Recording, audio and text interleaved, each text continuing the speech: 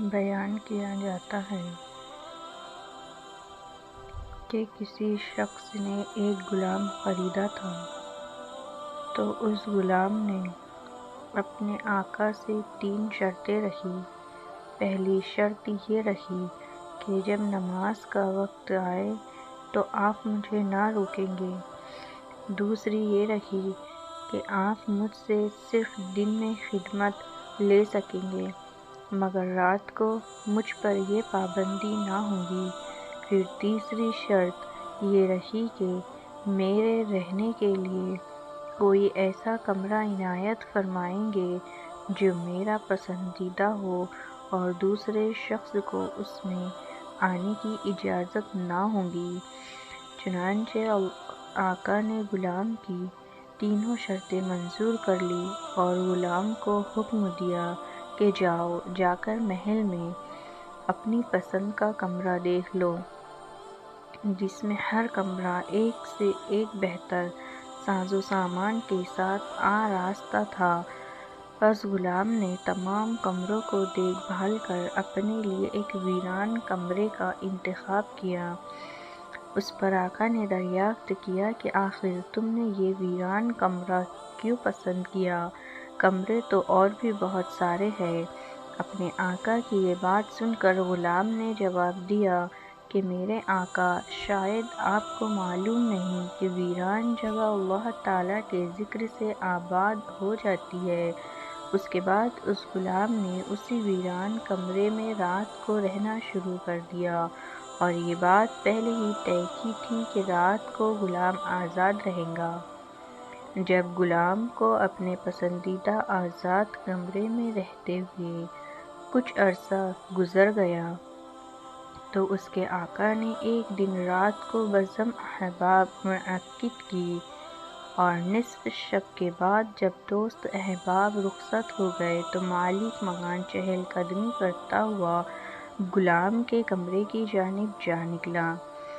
کیا دیکھتا ہے کہ ایک نورانی قندیل نے اوپر سے آ کر کمرے کی خالی چھت کو گھیر رکھا ہے، اور غلام سجدے میں پڑا ہوا اپنے رب سے دعا اور مناجات میں مصروف ہے کہ اے میرے پروردگار، دن کو تو نے میرے آقا کی خدمت میرے ذمے واجب کر دی۔ اگر یہ خدمت میرے ذمے نہ ہوتی تو میں رات دن تیری عبادت میں مشغول رہتا، لہٰذا تو میرا عذر قبول فرما لے۔ اس کا مالک تعجب کے ساتھ صبح صادق تک اس عجیب منظر کو دیکھتا رہا۔ چنانچہ صبح ہوتے ہی وہ نورانی قندیل آسمان پر چلی گئی اور چھت بند ہو گئی۔ مالک نے اپنی بیوی سے اس کا تذکرہ کیا، اور دوسرے روز وہ مالک اور اس کی بیوی دونوں اس منظر کو دیکھنے گئے تو اس شب میں بھی بالکل وہی منظر دیکھا جو پہلی شب میں مالک دیکھ چکا تھا۔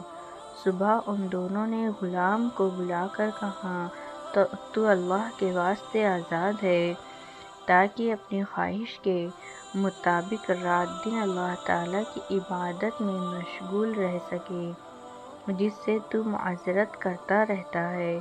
اسی کے ساتھ اس کے مالک اور اس کی بیوی نے غلام سے اس کی ان کرامتوں کا ذکر کیا جو رات کو وہ دونوں دیکھ چکے تھے۔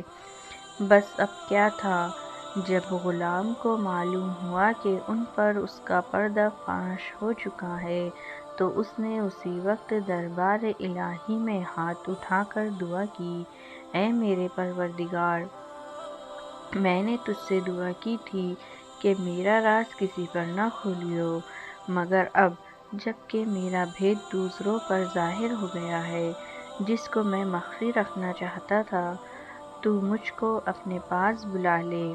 چنانچہ اسی وقت اس کی روح پرواز کر گئی اور وہ اپنے خالق حقیقی سے جا ملا۔